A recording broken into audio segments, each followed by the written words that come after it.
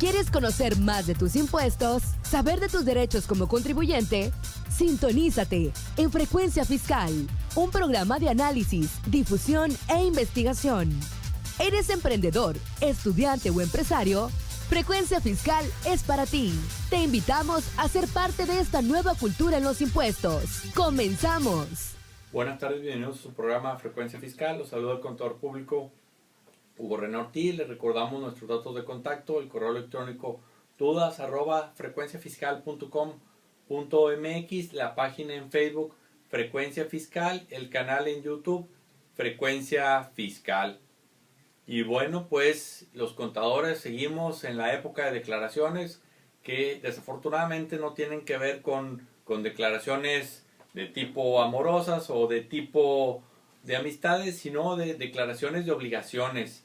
El mes pasado fueron las declaraciones informativas de salarios, retenciones, etcétera. También por ahí tuvimos la declaración de prima de grado de riesgo del Seguro Social.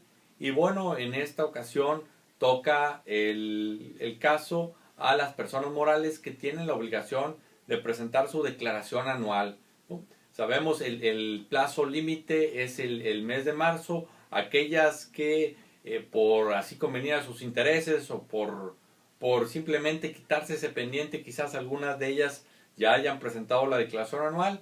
Sin embargo, sabemos que hay muchas otras que todavía no lo han presentado, que incluso quizás todavía están por ahí revisando información, validando y tratando de cerrar los números del año 2016 para efectos de cumplir con esta obligación. Bueno, pues el día de hoy es hablar de ese tema, ¿no? Y para todos aquellos que nos estén escuchando y a la hora de escuchar el tema piensen que vamos a hablar de una cuestión muy técnica, bueno, pues no, la realidad es, vamos a tratar de aterrizar este tema en forma sencilla, de tal forma que los empresarios pues entiendan un poco más lo que pasa el contador en estas épocas. Y al decir lo que pasa me refiero a los cálculos que se hacen y la trascendencia de por qué a veces los contadores hacemos énfasis en algunos temas en cuanto al requisito de los comprobantes, a la forma de hacer las cosas que pareciera que pasan desapercibidos o que no tienen un impacto a lo largo del año, pero en la declaración anual es donde se resiente el efecto de los no deducibles, el efecto de no cumplir con ciertos requisitos, y es donde ya al empresario ve el impacto que esto tiene en el bolsillo, ¿no? Y al momento que estamos ya en la declaración anual, en esta época, pues prácticamente ya el contador está atado de manos y no tiene mucho por hacer. Simplemente pues es hacer los cálculos y ver qué resultado da. Pero bueno, yo diría que sería el momento de aprender de esa lección para que esa situación que se pudiera presentar, evitarla en 2017, ya que estamos en un buen momento para pues, aprender de esas lecciones que pudieran repercutir en el bolsillo, y también de implementar los controles y los elementos para que todo esto se vuelva más sencillo, ¿no? Porque también en la práctica muchas veces escuchamos que el contador, con el afán de cumplir con los requisitos fiscales, con el afán de pues evitar un desembolso fuera de lo indispensable y lo necesario en temas fiscales, pues dificulta el tema operativo de la empresa, ¿no? A veces lo ven como un obstáculo. Entonces si en las empresas se involucran en este tema no solo el contador, sino también la gente operativa, la gente que toma las decisiones, bueno, pues se puede buscar la forma de cómo convivir todos y al final del día que se cumplan con los requisitos fiscales y que a la hora de la declaración anual, bueno, pues sea un proceso transparente y no sea una sorpresa en cuanto a un monto considerable de pago de impuestos. Bueno, y entrando ahora sí en materia, pues vamos a tratar de empezar, digámoslo así, por orden, ¿no? La cuestión de los ingresos.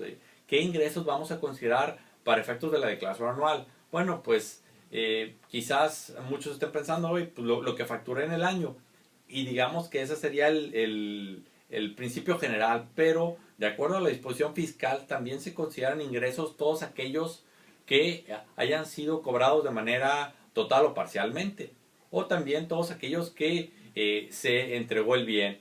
es decir, cuando se den cualquiera de estos tres supuestos y el que se dé primero, y me refiero a que se haya facturado, que se haya entregado el bien o prestado el servicio y que se haya cobrado total o parcialmente el bien o el servicio. Entonces, cualquiera de esas tres situaciones que se dé, la que se dé primero es la que va a detonar el tema de los ingresos. Y por eso es importante tener identificados estos supuestos y ver cuál es nuestro caso, ¿no? Ya que a lo mejor en nuestro caso, para efectos de yo poder realizar una compra al proveedor, bueno, pues a lo mejor tengo que pedir un anticipo a mi cliente para efectos de poder empezar yo con mi orden de compra y mi proceso de compra. Entonces, hay que tener mucho cuidado. Si mi proceso de cobro es primero a mi proceso de facturación, mucho ojo.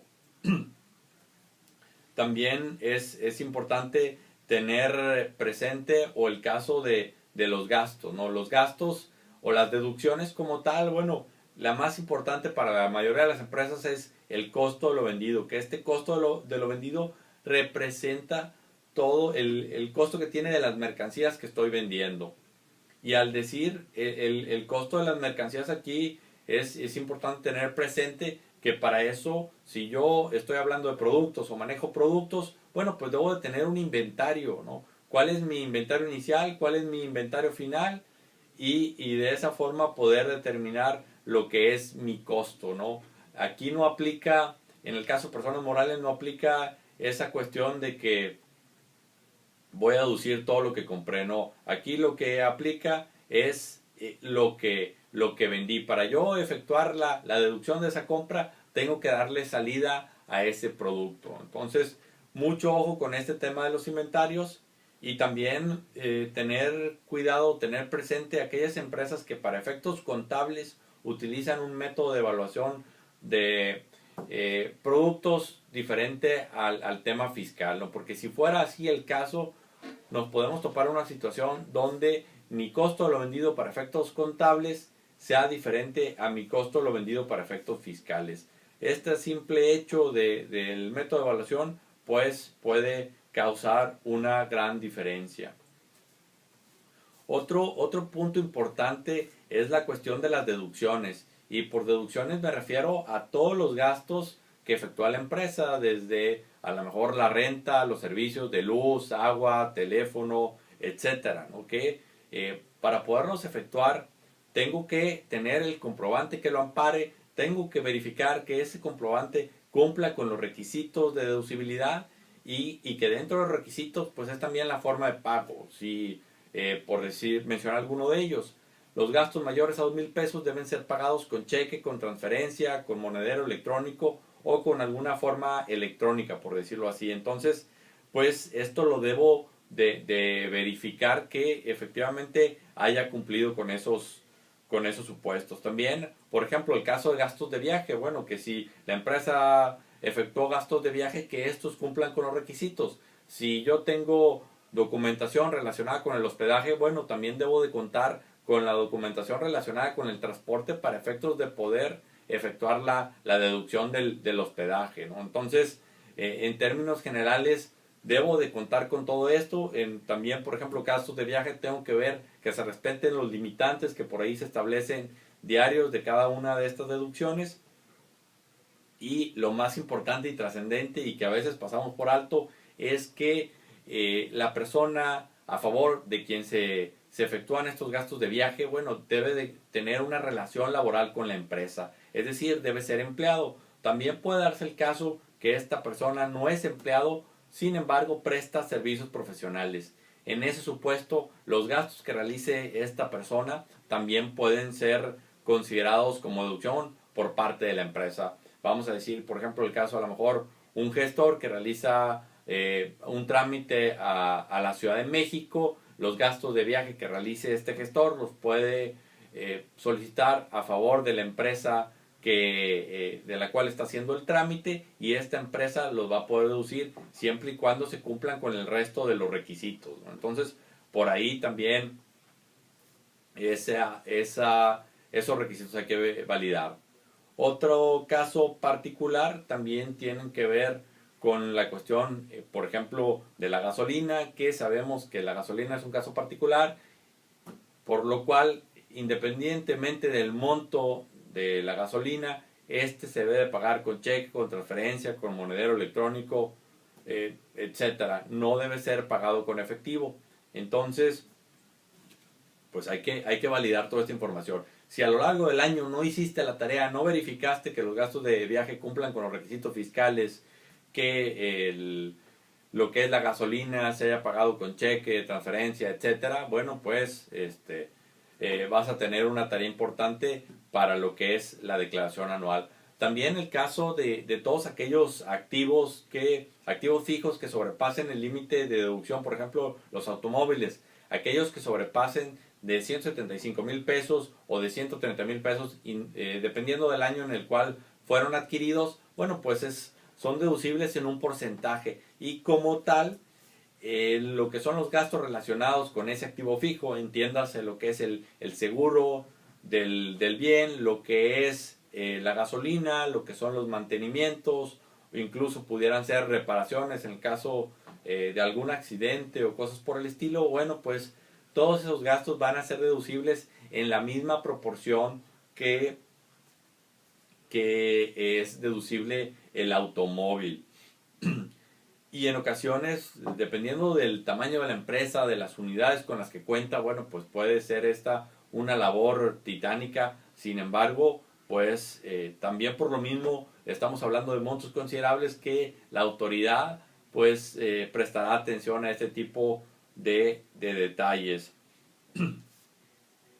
Otra cuestión importante es, y siguiendo con los activos fijos, bueno, pues que estén dados de alta en el sistema de depreciaciones, ¿no? Que lo tengamos registrado como activo fijo, que efectuemos la depreciación. Recordemos que la depreciación es por periodos completos, es decir, que si el activo yo lo compré a partir por ejemplo, lo compré en el mes de abril de 2016, bueno, pues la depreciación empezará a partir del mes de mayo del 2016. Entonces, tener bien precisados estas fechas, estos montos, y también tener en cuenta que forman parte del activo fijo todos aquellos servicios o todos aquellos gastos relacionados con poner el activo en óptimas condiciones. Me refiero a que si, por ejemplo, a lo mejor tienes una maquinaria la cual es de importación, y para importarla requeriste pagar los servicios aduanales, requeriste también a lo mejor pagar un flete, a lo mejor una persona que capacitara a tu personal en la operación de la máquina o cosas por el estilo. Bueno, pues todos esos gastos al final del día forman parte del monto original de la inversión, y esto es importante que se tenga separado, ya que si no lo tenemos separado, que se tenga separado pero a la vez identificado. ¿Por qué? Porque, como les digo, todos estos gastos forman parte del monto original de la inversión y se van a depreciar al igual que el activo. Esto no lo podemos mandar como un gasto operativo, como un gasto administrativo, ¿no? Esto lo debemos tener separado para efectos de darle el tratamiento de activo fijo. Y todos aquellos que me estén escuchando que no estén al 100% en el área contable, pues es importante que pongan atención a estos detalles, porque incluso si a lo mejor tú estás en el área de venta, tú eres la persona que está viajando, tú eres la persona que valida los gastos que te dan tus empleados o tus otras áreas de la organización, y tienes que verificar estos requisitos, bueno, pues en la declaración anual, repito, es donde se ve la trascendencia y relevancia de si una empresa aplica esas políticas, porque hemos visto empresas que sí tienen sus políticas de gastos de viaje, los cuales están limitados de acuerdo a la disposición fiscal en cuanto al comportamiento de ciertos gastos, pero si están por escrito y no se ponen en práctica o no se revisan, bueno, pues al final del día de nada sirve, porque si la empresa por falta de control está deduciendo sus gastos, va a tener una contingencia fiscal. Si los detecta y como tal los manda no deducibles, bueno, va a tener un impacto financiero en el bolsillo de la empresa. Y a veces ha habido situaciones donde ese impacto financiero pues es considerable, y a lo mejor resulta, entre comillas, más barato para la empresa contratar a una persona a que se haga cargo de validar todos estos parámetros, de cerciorarse que las cosas se hagan como deben de ser, en lugar de esperarse hasta que al final del año, cuando el contador determina el cálculo anual y por ahí refleja todo este comportamiento. Y bueno, aquí también un tema importante y trascendente a todas aquellas empresas que tengan empleados. Bueno, sabemos que los ingresos que tienen los empleados pueden tener ingresos exentos. Y me refiero no por tanto prestaciones que la empresa dé de manera voluntaria al trabajador, sino que de acuerdo a la Ley Federal del Trabajo, los empleados tienen prestaciones como lo que son la prima vacacional, como es el aguinaldo, como es la PTU y otro tipo de prestaciones que pueden ser exentas o también pueden ser grabados o puede ser una mezcla de ambas. Entonces, todas aquellas empresas que tengan trabajadores, cuyos trabajadores tengan ingresos exentos, al final del año hay que hacer un cálculo, ya que esos ingresos que son exentos para el trabajador, la empresa no los puede deducir en un 100%. Los deduce en un porcentaje, el cual o es el 47% o es el 53%, dependiendo de una proporción ahí que se calcula, ¿no? ¿Y por qué la importancia y trascendencia de esto? Bueno, porque si tú, empresario que me estás escuchando, de repente tú crees que tu año financieramente fue un año malo, y malo me refiero a que a lo mejor dices, terminé tablas, no gané, no perdí, y si financieramente ese fue mi comportamiento, bueno, pues fiscalmente pues no tengo por qué pagar impuestos. Bueno, pues te tengo una mala noticia. Si, repito, tienes trabajadores que les pagaste aguinaldo, les pagaste la prima vacacional, bueno, esos trabajadores, ese ingreso es exento y como tal tú vas a poder deducir solo una parte. Entonces, en el peor de los casos, donde tú todo lo que ganaste es igual a lo que gastaste, es decir, tu estado de resultados te queda en ceros, bueno, pues aún así para efectos fiscales puedes tener un resultado, un impuesto a pagar. Entonces, mucho ojo, no se vayan a sorprender, no vayan a culpar al contador, sino simplemente es porque así está la disposición fiscal, y que al final del día el fisco hace ya un par de años tomó la postura de que si era un ingreso exento para el trabajador, bueno, pues que la empresa, digamos, tiene que absorber parte del impuesto asociado con esa percepción, y es por eso la mecánica que les comento. Otra situación importante que hay que tener en cuenta es la cuestión del ajuste anual por inflación, ¿no? Esta que es una mecánica como tal, que lo que se hace es, se toman los saldos finales de cada mes de todas las cuentas de activo, al igual, bueno, no de todas las cuentas de activo, de ciertas cuentas que son las que tienen una representación en numerario, en dinero. Entonces, de acuerdo a una clasificación que se hace de las cuentas, el contador determina qué cuentas de activo son las que se consideran. Al igual se hace lo mismo con las cuentas de pasivo, qué cuentas de pasivo son las que se deben de considerar, y dentro de esas cuentas de pasivo por ahí también hay que adicionar unas cuentas de capital que pudieran ser las aportaciones para futuros aumentos que hayan hecho los accionistas. Si estas aportaciones para futuros aumentos no se han formalizado, es decir, no hay un acta de asamblea donde la empresa formalmente considera esas aportaciones dentro de su capital, entonces para efectos fiscales siguen siendo aportaciones para futuros aumentos y entran en el juego de lo que es el ajuste anual por inflación. Y esta pequeña diferencia puede ser muy trascendente, ya que si la empresa, debido a su plan de desarrollo o debido a necesidades financieras, ha requerido que los accionistas le estén aportando capital a lo largo del año, o que ya traiga un saldo inicial en esas aportaciones para futuros aumentos, bueno, pues esto te puede jugar en contra. ¿Y a qué me refiero? A que este ajuste anual por inflación, ¿qué es lo que busca, o cuál es el fin de esto, ¿no? Bueno, el ajuste anual por inflación lo que reconoce es el efecto de la inflación en tus cuentas de activo y en tus cuentas de capital.